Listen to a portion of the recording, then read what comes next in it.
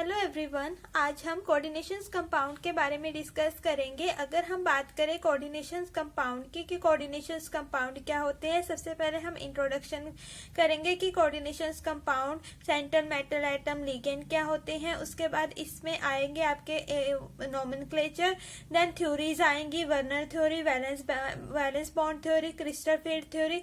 ठीक है, इसमें हम क्लास 12 के बेसिक से स्टार्ट करेंगे और इस चैप्टर में हम बीएससी के टॉपिक भी कवर करेंगे। यही सेम चैप्टर आपका बीएससी थर्ड सेमेस्टर में है।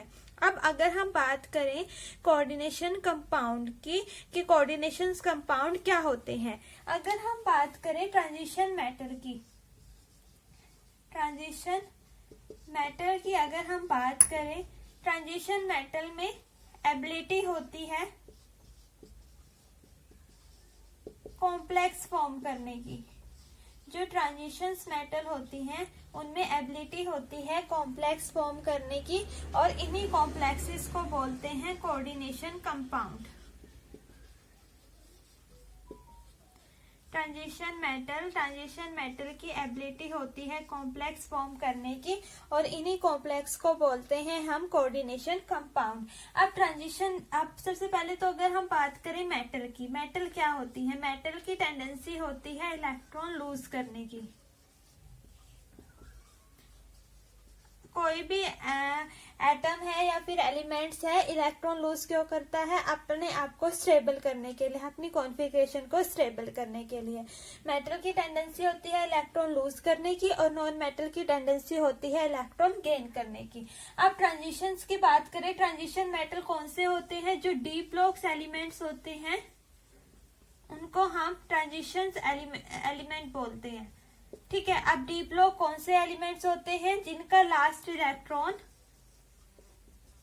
डी शेल में एंटर करता है, डी सब शेल में एंटर करता है, उसको हम बोलते हैं डी ब्लॉक्स एलिमेंट और डी ब्लॉक एलिमेंट को बोलते हैं ट्रांजिशन मेटल। ठीक है, तो ट्रांजिशन मेटल्स की एबिलिटी होती है कॉम्प्लेक्स फॉर्म करने की और इन्हीं कॉम्प्लेक्स को बोलते हैं कोऑर्डिनेशन कंपाउंड। जरूरी नहीं है कि ओनली ट्रांजिशन मेटल ही कोऑर्डिनेशन कंपाउंड की फॉर्मेशन करे।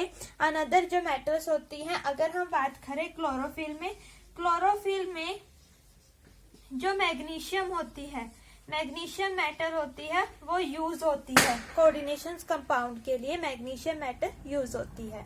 ठीक है, अब हम डिस्कस करेंगे कि कोऑर्डिनेशन कंपाउंड क्या होते हैं।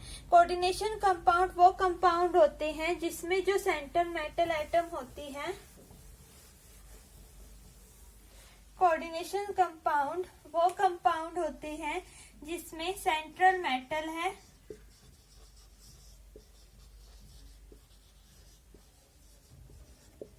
लिंक होती है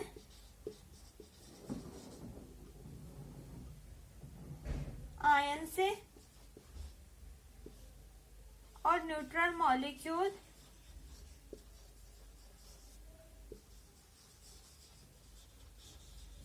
किसके थ्रू?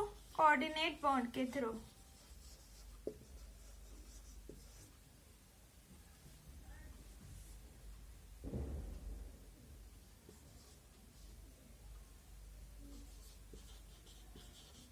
सेंट्रल मेटल एटम है, किससे लिंक होती है? आयन। आयन दो टाइप्स के होते हैं, केटायन। आयंस की अगर हम बात करें, आयंस आपके दो टाइप्स के हो गए, जैसे केटायन और एनायन। केटायन अगर पॉजिटिव चार्ज है, एनायन अगर नेगेटिव चार्ज है।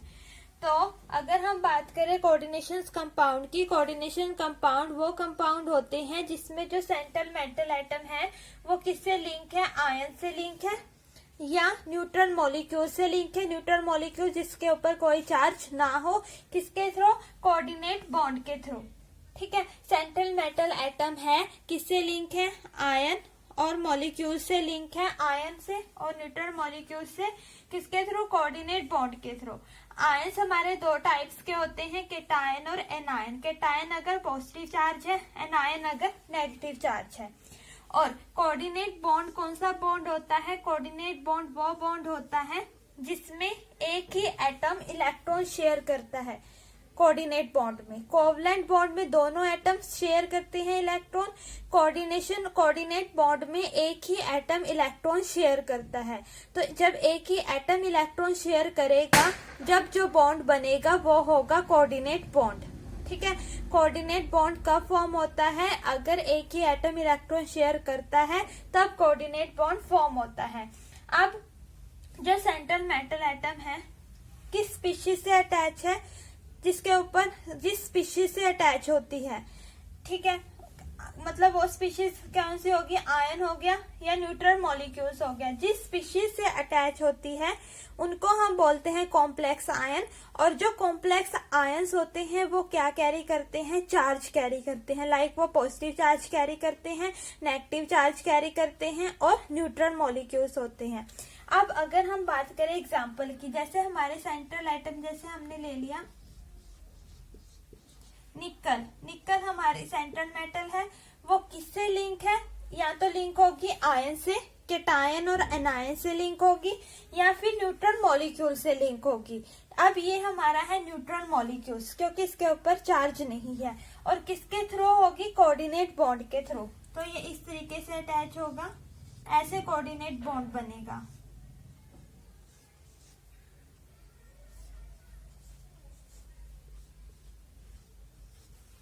ठीक है, ऐसे ये हो गया न्यूट्रल मॉलिक्यूल्स का एग्जाम्पल। कॉम्प्लेक्स आयन मैंने बताया, कॉम्प्लेक्स आयन हमारे 3 टाइप्स के होते हैं। मतलब जो सेंट्रल मेटल एटम है वो किससे अटैच है? सेंट्रल मेटल एटम है वो अटैच है, जिस स्पीशीज के साथ अटैच है वो कोई ना कोई चार्ज कैरी करेगा। या तो वो पॉजिटिव चार्ज कैरी करेगा, या वो नेगेटिव चार्ज कैरी करेगा, या वो होगा न्यूट्रल। ठीक है, इनको बोलते हैं कॉम्प्लेक्स आयन। कॉम्प्लेक्स आयन कैसे? जो स्पीशीज, जो सेंट्रल एटम जिस स्पीशीज से अटैच है वो कोई ना इलेक्ट्रॉन डोनेट कर रही है, कोऑर्डिनेट बॉन्ड की फॉर्मेशन हो रही है। कोई ना कोई इलेक्ट्रॉन डोनेट करेगी तो उसके ऊपर कोई ना कोई चार्ज आएगा, लाइक पॉजिटिव चार्ज या फिर नेगेटिव चार्ज। कोई चार्ज नहीं है तो न्यूट्रल हो गया। तो कॉम्प्लेक्स आयन हमारे 2 टाइप्स के हो गए। 3 पॉजिटिव चार्ज है अगर लिगेंड बोलते हैं इनको, या फिर नेगेटिव चार्ज है, या फिर हो गया न्यूट्रल। ठीक है, न्यूट्रल का एग्जांपल हो गया ये। अब इनकी नोमेनक्लेचर में भी इसका नेमिंग डिस्कस करेंगे। Tetra carbonium निकलेट।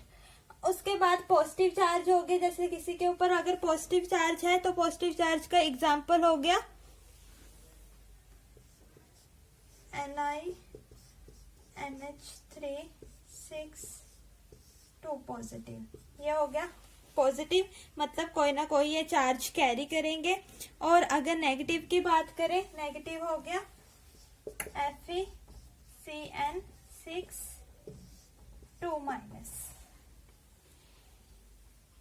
ठीक है, सॉरी FeCN6 4 माइनस। तो ये था कोऑर्डिनेशन कंपाउंड्स के बारे में कि कोऑर्डिनेशन कंपाउंड क्या होते हैं। जो सेंट्रल मेटल एटम है वो किससे लिंक है? आयन। आयन कोई भी हो सकता है, कैटायन भी हो सकता है, अनायन भी हो सकता है, या फिर कोई न्यूट्रल मॉलिक्यूल जिसके ऊपर कोई चार्ज ना हो, किसके? कोऑर्डिनेट बॉन्ड के थ्रू। कोऑर्डिनेट बॉन्ड क्या होता है? जिसमें एक ही एटम है, जैसे ये कार्बन है, ये कार्बन ही इलेक्ट्रॉन डोनेट कर रहा है निकल को, तो इसमें जो बॉन्ड बनेगा वो होगा कोऑर्डिनेट बॉन्ड। ठीक है, अब जो इसको बोलते हैं सेंट्रल मेटल आयन। ठीक है, और जो इलेक्ट्रॉन डोनेट कर रहा है, अब ना हम इसकी कुछ टर्म्स कर पढ़ेंगे कि इसमें हम कुछ टर्म्स डिस्कस करेंगे कि सेंट्रल मेटल क्या होती है, लिगेंड्स क्या होते हैं, कोऑर्डिनेशन स्फीयर क्या होता है, कोऑर्डिनेशन नंबर क्या होता है, चार्ज, कॉम्प्लेक्स आयंस के ऊपर चार्ज, और ऑक्सीडेशन स्टेट के बारे में। तो हम इसके बाद डिस्कस करते हैं कुछ इंपॉर्टेंट टर्म्स जो कोऑर्डिनेशन कंपाउंड्स में यूज होती हैं। ठीक है, इंपॉर्टेंट टर्म्स।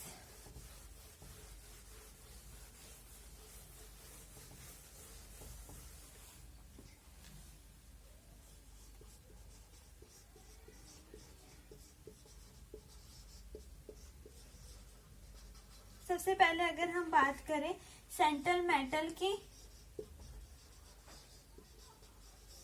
या फिर लिगेंड, सेंट्रल मेटल और लिगेंड क्या होते हैं। अब देखो सेंट्रल, जैसे हमने एग्जांपल लिया, सेम वही एग्जांपल लेते हैं न्यूट्रल मॉलिक्यूल्स का जिसके ऊपर कोई चार्ज नहीं होता।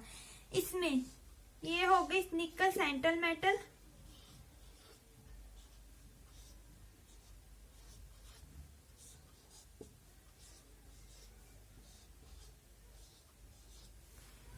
सेंट्रल मेटल हो गई निकल जो और ये हो गए लिगेंड।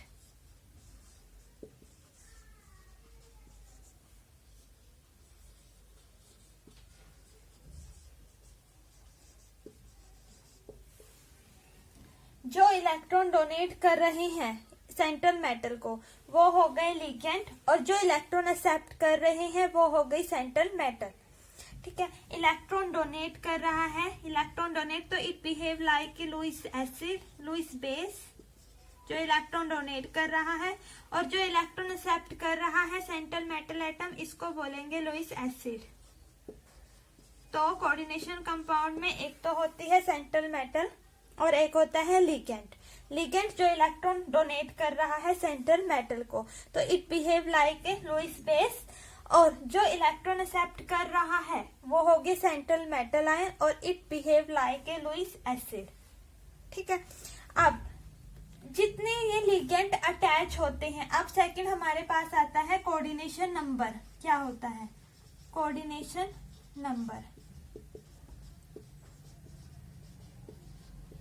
कोऑर्डिनेशन नंबर की अगर हम बात करें, जितने total number of ligand attach होते हैं सेंट्रल मेटल से, total number of ligands attach होते हैं सेंट्रल मेटल एटम से, उसको हम बोलते हैं उसका कोऑर्डिनेशन नंबर।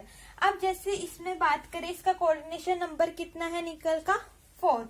टोटल नंबर कितने लिगेंड्स अटैच है सेंट्रल मेटल एटम से? 4, तो इसका कोऑर्डिनेशन नंबर हो जाएगा 4। ठीक है, सेंट्रल मेटल एटम जितने लिगेंड से अटैच होते हैं उसको बोलते हैं उसका कोऑर्डिनेशन नंबर। यहाँ पर कितने लिगेंड्स अटैच है? यहाँ पर लिगेंड्स अटैच है 4, तो इसका कोऑर्डिनेशन नंबर हो गया 4। अब उसके बाद आती है third coordination sphere. Coordination sphere क्या होता है? अब इनको हम देखो, ये होगी सेंट्रल मेटल एटम, ये हो गया लिगेंड, ये हो गया इसका कोऑर्डिनेशन नंबर। इसको अगर हम, ये है हमारे पास सेंट्रल मेटल एटम है निकल, CO ग्रुप, कार्बोनिल ग्रुप हो गया लिगेंड, 4 हो गया कोऑर्डिनेशन नंबर। इसको अगर हम किस में इनक्लोज कर देते हैं? ब्रैकेट्स में, तो इसको बोलते हैं कोऑर्डिनेशन स्फीयर। ठीक है, सेंट्रल मेटल एटम जो इलेक्ट्रॉन एक्सेप्ट करती है, लिगेंड जो इलेक्ट्रॉन डोनेट करता है सेंट्रल मेटल एटम को, किसके थ्रू? कोऑर्डिनेट बॉन्ड के थ्रू। जितने total number of ligands attach होते हैं वो होता है उसका कोऑर्डिनेशन नंबर। अगर हम इसको किस में इनक्लोज कर देते हैं? एक ब्रैकेट में इनक्लोज कर देते हैं, तो उसको बोलते हैं कोऑर्डिनेशन स्फीयर। ठीक है, अगर हम इसको किस में इनक्लोज कर देते हैं? ब्रैकेट में इनक्लोज कर देते हैं, तो वो हो गया उसका कोऑर्डिनेशन स्फीयर। अब या फिर हम सेकेंड एग्जाम्पल ले लेते हैं, जैसे FeCN,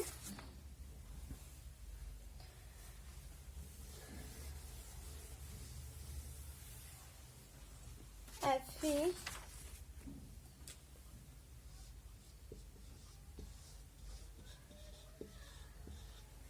सेंट्रल मेटल हो गया आयरन, Fe, लिगेंड्स हो गए Cn- साइनाइड ग्रुप है, ये हो गया लिगेंड। अब इसको हमने किस में इनक्लोज कर दिया? ये जो 6 अटैच है ये हो गया इसका कोऑर्डिनेशन नंबर, इसको हम ब्रैकेट्स में इनक्लोज कर देंगे, तो ये हो गया कोऑर्डिनेशन स्फीयर। और यहाँ पर इस पर आता है, जैसे मैंने बताया था कि कॉम्प्लेक्स आयन, ये जो लिगेंड इलेक्ट्रॉन डोनेट करेंगे ये कोई ना कोई चार्ज कैरी करेंगे, तो ये हो गया इसके ऊपर चार्ज। ठीक है, अब इसके बाद क्या होता है? इसके बाद आती है, इसके बाद ऑक्सीडेशन स्टेट।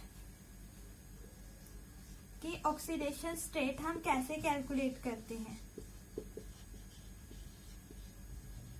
जैसे ऑक्सीडेशन स्टेट हमें कैलकुलेट करनी है आयरन की, तो इसको हमने मान लिया X।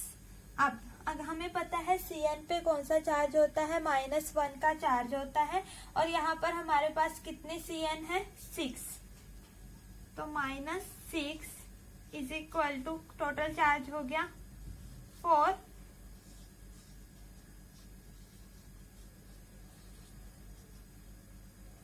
तो यहाँ से जो आयरन की ऑक्सीडेशन स्टेट आएगी वो आएगी 2। ठीक है, हम ऑक्सीडेशन स्टेट कैसे कैलकुलेट करते हैं, कोऑर्डिनेशन केमिस्ट्री में, कोऑर्डिनेशन कंपाउंड में, जिसके हमें कैलकुलेट करनी है उसको हमने मान लिया x। अब जो ये लिगेंड्स हैं ये कितना के चार्ज कैरी करते हैं, -1 चार्ज कैरी करते हैं। टोटल कितने लिगेंड्स अटैच है, 6, तो 8 पे है -1, तो 6 पे कितना हो गया, -6, और टोटल चार्ज हो गया -4, तो यहाँ से इसकी जो ऑक्सीडेशन स्टेट आएगी वो आएगी 2।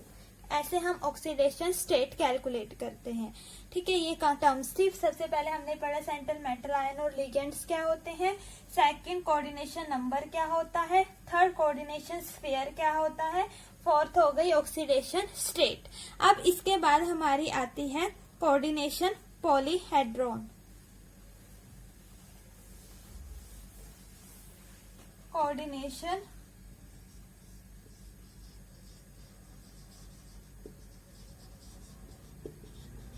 पॉलीहेड्रॉन मतलब ये ना, जब जो ये लिगेंड सेंट्रल मेटल, जो लिगेंड्स होते हैं वो सेंट्रल मेटल एटम से अटैच होते हैं, तो ये ना कोई शेप कैरी करते हैं। जैसे ये हो गई इनकी स्क्वायर प्लेनर शेप। ठीक है, जो सेंट्रल मेटल एटम है लिगेंड से अटैच होते हैं, कोई ना कोई शेप ही कैरी करेंगे, डायरेक्टली अटैच होते हैं सेंट्रल मेटल एटम से। ठीक है, उसको हम बोलते हैं कोऑर्डिनेशन पॉलीहेड्रॉन। जो अरेंजमेंट होता है, जो ये अरेंजमेंट हो गया लिगेंड्स का सेंट्रल मेटल एटम्स के साथ, इसको बोलते हैं कोऑर्डिनेशन पॉलीहेड्रॉन। ये कोई ना कोई शेप कैरी करेंगे, कोई ना कोई शेप ऑक्यूपाई करेंगे। जो लिगेंड्स हैं, जो अरेंजमेंट होता है लिगेंड्स का सेंट्रल मेटल एटम के साथ, ये क्या करते हैं, कोई ना कोई शेप कैरी करते हैं। यहाँ पे जैसे इसकी हो गई स्क्वायर प्लेनर शेप, जैसे यहाँ पर हो गई इसकी शेप टेट्राहेड्रल। ठीक है, ऐसे कोई ना कोई ये शेप कैरी करेंगे, इसको बोलते हैं कोऑर्डिनेशन पॉलीहेड्रॉन। अब इसके बाद एक और रहती है हमारी टर्म चार्ज। कॉम्प्लेक्स आयंस पे कैसे चार्ज हम कैलकुलेट कर सकते हैं। जैसे हमें चार्ज, टोटल चार्ज कैलकुलेट करना है,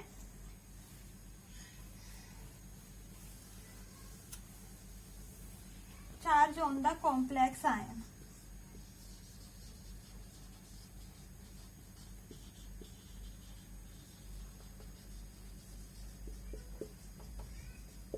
चार्ज कैसे कैलकुलेट करते हैं, जैसे AgCN2 है, इस पे हमें टोटल चार्ज कैलकुलेट करना है कि टोटल चार्ज कितना है। तो सिल्वर पे कितना चार्ज होता है, +1, Cn पर होता है -1, 2 Cn है तो कितना हो गया, -2, तो टोटल चार्ज कितना हो जाएगा इसके ऊपर, टोटल चार्ज हो जाएगा -1। ऐसे हम चार्ज कॉम्प्लेक्स आयन पे चार्ज कैलकुलेट करते हैं कि टोटल चार्ज कितना है। सिल्वर +1, साइनाइड पे हो गया -1, दोनों साइनाइड्स है तो -2, टोटल चार्ज कितना कैरी करते हैं ये, -1। ये कुछ टर्म्स थी कोऑर्डिनेशन कंपाउंड्स के बारे में। जैसे कुछ टर्म्स थी कोऑर्डिनेशन कंपाउंड्स के बारे में, जैसे अगर हम बात करें, और हमने एग्जांपल लिया था, कोई और एग्जांपल ले लेते हैं, जैसे CONH3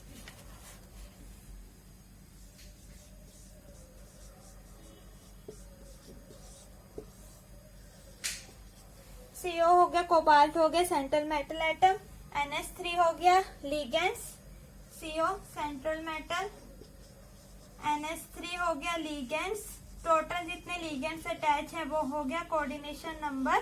ठीक है, इनको हमने किस में इनक्लोज कर दिया, ब्रैकेट में। ये हो गया कोऑर्डिनेशन स्फीयर। अब ये जो बाहर है, कोऑर्डिनेशन स्फीयर के बाहर जो क्लोरीन एटम है, इसको बोलते हैं हम काउंटर आयन। ठीक है, सेंटर मेटल एटम जो इलेक्ट्रॉन लेता है, एक्सेप्ट करता है, लुईस एसिड की तरह बिहेव करेगा। NH3 जो इलेक्ट्रॉन डोनेट करता है, लुईस बेस की तरह बिहेव करेगा। Center metal atom Lewis acid की तरह बिहेव करेगी। टोटल नंबर ऑफ लिगेंड जितने अटैच हैं वो हो गया कोऑर्डिनेशन नंबर, इनको हमने इनक्लोज कर दिया ब्रैकेट में, तो वो हो गया कोऑर्डिनेशन स्फीयर। जो अरेंजमेंट होता है लिगेंड्स का सेंटर मेटल के साथ वो हो गया एक मतलब शेप ऑक्यूपाई करेगा, वो हो गया कोऑर्डिनेशन पॉलीहेड्रोन। टोटल चार्ज हम कैसे कैलकुलेट करते हैं, वो हो गया ऑक्सीडेशन स्टेट हम कैसे कैलकुलेट करते हैं, ठीक है। उसके बाद एक हो गया काउंटर आयन, जो एक्स्ट्रा आयंस प्रेजेंट हैं जिनको एक हमने इनक्लोज कर दिया, ठीक है, ब्रैकेट में इनक्लोज कर दिया। ये तो हो गया कोऑर्डिनेशन कंपाउंड। जो ये बाहर ब्रैकेट के बाहर है इसको बोलते हैं हम काउंटर आयन, ठीक है। आई होप यहाँ तक क्लियर हो